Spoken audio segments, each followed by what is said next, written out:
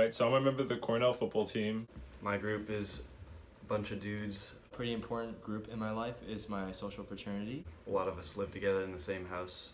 Another portion of our group lives in a house in College Town together. There's 11 people on offense, 11 people on defense, and 11 people that play special teams. So that's 33 different people working together to achieve a goal to win an Ivy League championship. Our goal is really just to build each other up. We're always there for each other when someone needs support, help with homework, wherever it may be. As for our goals, at the end of the day, we all just want to have fun, help each other have fun, and provide a support network that we all buy into. We have our house to maintain, we have our annex to maintain, and there's a couple people who are elected for positions to be in charge of maintaining those places.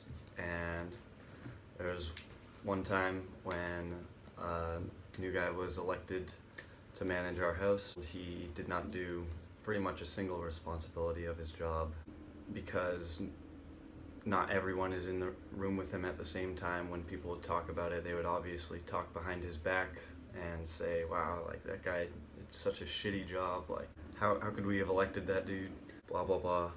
The most recent time I can think of us talking about a team member was when we were complimenting one of my teammates on the outstanding season he's had so far. We thought he's had a really great year, and we thought he showed a lot of great leadership, and we think he can be a captain in the future. And that let's have people look up to him, and we definitely try to do what he does and try to act as he does. For a fraternity, one of the great ways of people getting to know each other and to bond is through membership education. Or one of the new members who was going through the education process, he wasn't able to attend many meetings. People not necessarily talked about him, but more talked about the absence of him and how many people in the Brotherhood didn't really know much about him. And as a result, it can be difficult allowing someone into your family, into your Brotherhood, without properly knowing who they are.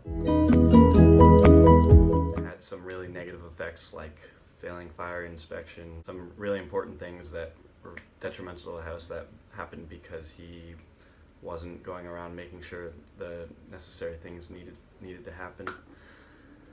And as a result, everyone was really mad at him. As a result of just not knowing him well enough, the Brotherhood had to drop him, unfortunately. But we opened an opportunity for him to join us next semester. It's really hard to isolate the effects of this gossip.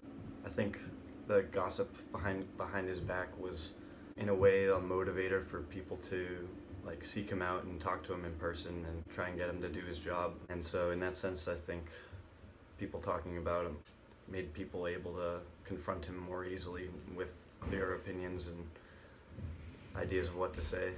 So if the gossip didn't take place, I think most people would still recognize that he's a good leader, but not everybody would necessarily rally behind him. So the people talking to each other and realizing it together definitely made people a consensus for him that this is a true leader on our team.